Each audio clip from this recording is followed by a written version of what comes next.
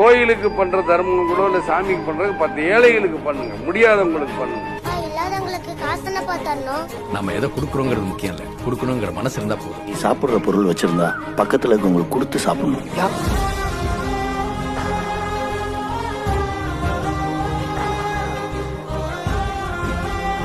நம்ம கூட இருக்கிறவங்கள நாம பாத்துக்கிட்டா நமக்கு மேல இருக்கிறவன் நம்மள பாத்துக்குவான். அப்புறம் அந்த மனசு இருக்க அதான் கடவுள். இதயம் என்பது சதைதான் என்றால் எரிதழல் தின்றுவிடும். அன்பின் கருவி இதயம் என்றால் சாவை வென்றுவிடும். அன்பின் பாதை சேர்ந்த